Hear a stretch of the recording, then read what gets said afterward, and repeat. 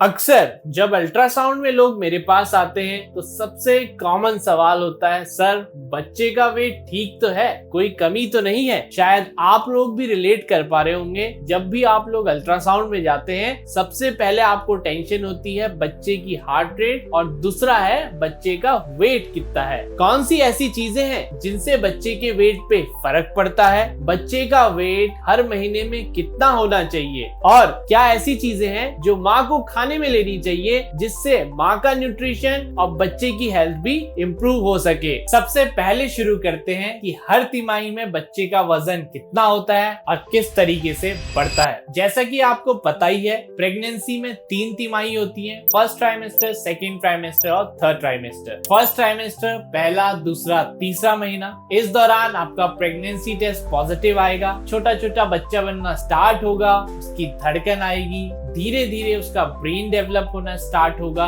छोटे छोटे हाथ पांव डेवलप होंगे और लगभग पहली तिमाही के अंत तक यानी कि 13 हफ्ते तक कि इसके हाथ पांव इतने बड़े हो जाते हैं कि हमें एंटी स्कैन में वो दिखाई देते हैं। बच्चा इस दौरान मूवमेंट स्टार्ट कर देता है, भले ही आपको वो फील 5वें महीने तक ही होता है। अब अगर बात करते हैं वजन की, तो पहले महीने में तो बच्चा बनना स्टार्ट ही होता है, बहुत ही छोटू सा होता है, लगभग 1 ग्राम जितना, और पहली तिमाही के खत्म होते होते बच्चे का वजन लगभग 20 से 80 ग्राम तक होता है। अब बात करते हैं दूसरी तिमाही की, चौथा, 5वां और 6ठा महीना। इस दौरान जो भी बच्चे के अंग पहली तिमाही में बने होते हैं वो और ज्यादा विकसित होते हैं, उनका फंक्शन और ज्यादा मैच्योर हो जाता है। इवन 5वें महीने में आपको बेबी की मूवमेंट फील भी होती है और इसी दौरान 20 हफ्ते से 22 हफ्ते में हम बच्चे का एनोमली स्कैन भी करते हैं। बात करें अगर वजन की, चौथे महीने में बच्चे का वजन ऑन एन एवरेज 100 से 150 ग्राम तक हो जाता है। 5वें महीने में बच्चे का वजन 280 से 380 ग्राम तक हो सकता है और 6ठा महीना जो होता है उसमें बच्चे का वजन 570 से 775 ग्राम तक हो सकता है। अब आ जाते हैं तीसरी तिमाही में, 7वें, 8वें, 9वें महीने में। इस दौरान बच्चा और ग्रो होता है, उसका वजन भी बढ़ता है और साथ ही साथ माँ की जो कैलोरी रिक्वायरमेंट होती है वो भी लगभग 400 से 500 कैलोरी तक बढ़ जाती है। अगर बात करें वजन की, 7वें महीने में 1000 से 1400 ग्राम तक बच्चे का वजन हो सकता है। 8वें महीने में 1600 से 2300 ग्राम तक का वजन होता है। 9वें महीने की बात करते हैं जिसमें वजन 2300 से 3200 ग्राम तक हो सकता है। फाइनली डिलीवरी के टाइम तक अगर बात करें तो लगभग 2900 से 4000 ग्राम तक बच्चे का वजन हो सकता है। जो बच्चे का वजन होता है वो बहुत सारी चीजों पर डिपेंड करता है, जैसे कि माँ का खान पान यानी कि न्यूट्रिशन कैसा है, माँ को कोई बीमारी तो नहीं है, बीपी, शुगर, थायराइड जैसी प्रॉब्लम है। अगला होता है कि बच्चे की जेनेटिक्स कैसी है, यानी कि जो बच्चे के अंदर जीन्स आ रहे हैं उसमें तो कोई दिक्कत नहीं है, और प्लेसेंटा जिसे हम आवल भी कहते हैं। कई सारी ऐसी रिसर्च हो चुकी है जिसमें ये देखा गया है कि अगर माँ का न्यूट्रिशन अच्छा नहीं होगा, माँ का वजन ढंग से नहीं बढ़ेगा तो बच्चे का वजन भी कम रह सकता है। इसीलिए माँ का जो खान पान है वो बहुत अच्छा होना चाहिए। बाकी और चीजें जैसे कि माँ की बीमारियां या फिर जेनेटिक्स, उसकी बातें किसी और वीडियो में करेंगे। आज हमारा फोकस होगा माँ के खान पान और न्यूट्रिशन पे। सबसे पहले शुरू करते हैं डेयरी प्रोडक्ट्स से। डेयरी प्रोडक्ट्स एक तरीके से होलसम फूड माने जाते हैं। इनमें प्रोटीन भी होता है, कैल्शियम भी होता है और ढेर सारे न्यूट्रिएंट्स हैं। डेयरी प्रोडक्ट्स में क्या क्या आता है, जैसे कि दूध है, दही है, छाछ है, मक्खन है, योगर्ट है और आइसक्रीम या श्रीखंड के फॉर्म में भी इनको यूज कर सकते हैं। प्रेगनेंसी के दौरान अपने खाने में इन डेयरी प्रोडक्ट को जरूर शामिल करिए। कई लोगों को दूध पसंद नहीं होता है तो आप उसमें प्रोटीन पाउडर मिला सकते हैं ताकि थोड़ी बहुत फ्लेवर भी आ जाए और उसकी न्यूट्रिशनल वैल्यू और भी ज्यादा बढ़ जाएगी। बात करते हैं दही की। दही ना सिर्फ आपको न्यूट्रिशन प्रोवाइड करेगा बल्कि आपकी जो गट हेल्थ है उसके लिए भी बहुत अच्छा रहता है। ये एक प्रोबायोटिक का काम करता है। वैसे ही प्रेगनेंसी के दौरान गैस बनना, एसिडिटी होना और कॉन्स्टिपेशन जैसी प्रॉब्लमें होती हैं तो दही काफी बढ़िया रहेगा। आप दिन के खाने में दही इंक्लूड जरूर करिए। दूसरा इंपॉर्टेंट है protein sources. Protein fetal growth के लिए इंपॉर्टेंट इम्पोर्टेंट बिल्डिंग ब्लॉक है। अगर हम रिसर्च और गाइडलाइंस की माने तो प्रेगनेंसी के दौरान लगभग 70 से 75 ग्राम ऑफ प्रोटीन आपको चाहिए, लेकिन कई सारी मॉम्स केवल रोटी खाती हैं, चावल खाती हैं और प्रोटीन को अपने खाने में इंक्लूड करना भूल ही जाती हैं। कई बार जब माँ बहुत वीक होती है तो डॉक्टर उन्हें 80 से 100 ग्राम पर डे प्रोटीन लेने की एडवाइस भी देते हैं। तो प्रोटीन कैसे मिलेगा? प्रोटीन के लिए अगर आप वेजिटेरियन खाना पसंद करते हैं तो आप खा सकते हैं पनीर, टोफू, सोयाबीन, साथ ही साथ लेग्यूम्स यानी कि दालें, चना है, सोयाबीन है, राजमा है, ये सब प्रोटीन के अच्छे सोर्सेज हैं। अब बात करते हैं अगर आप नॉनवेज भी लेते हैं तो अंडा ले सकते हैं, उसमें अच्छा प्रोटीन होता है, चिकन ले सकते हैं, फिश ले सकते हैं। अगर आप चिकन और फिश इंक्लूड कर रहे हैं अपनी डाइट में तो फ्रेशली प्रिपेयर्ड इन सब आइटम्स को लीजिए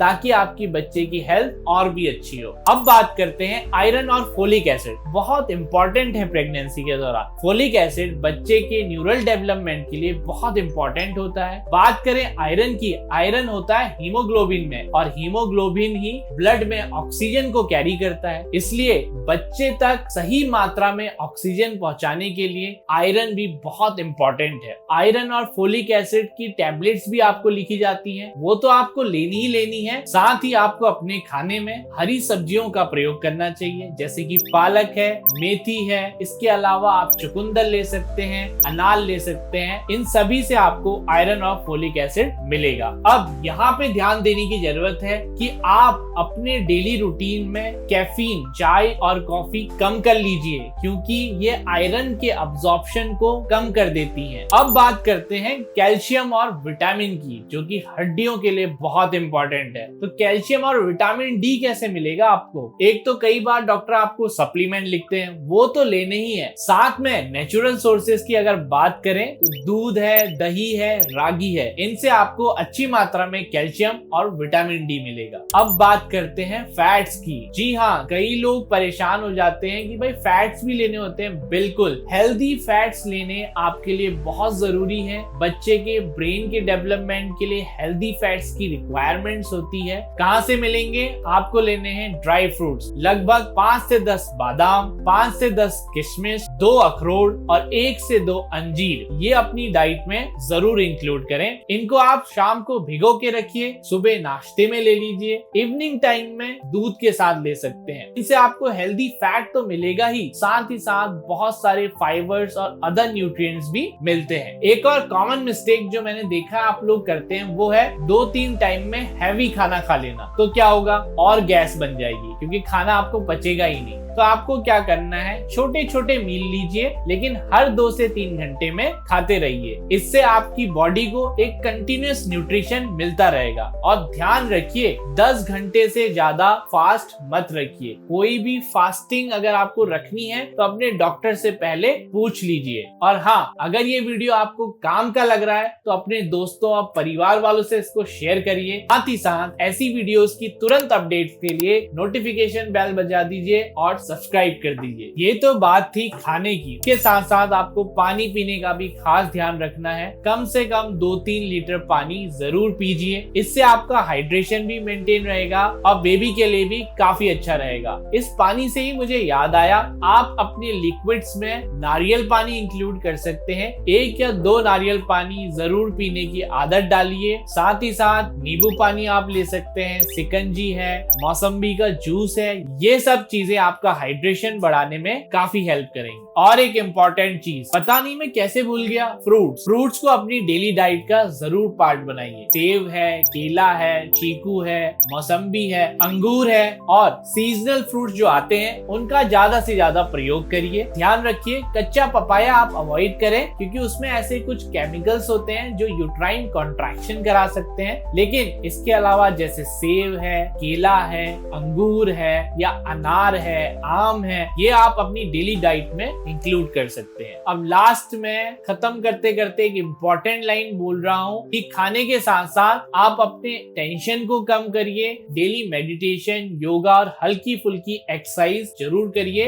इनसे आपकी हेल्थ और बच्चे की हेल्थ में काफी इंप्रूवमेंट आएगा। ध्यान रखिए, बेबी भी वही फील करता है जो मॉमीज फील करती हैं, इसीलिए आपका खुश रहना बहुत जरूरी है। हेल्दी डाइट, काम माइंड और active body is equal equals to healthy baby. और जैसा कि मैं आखिर में कहता हूँ, stay healthy and stay wealthy because health is real wealth.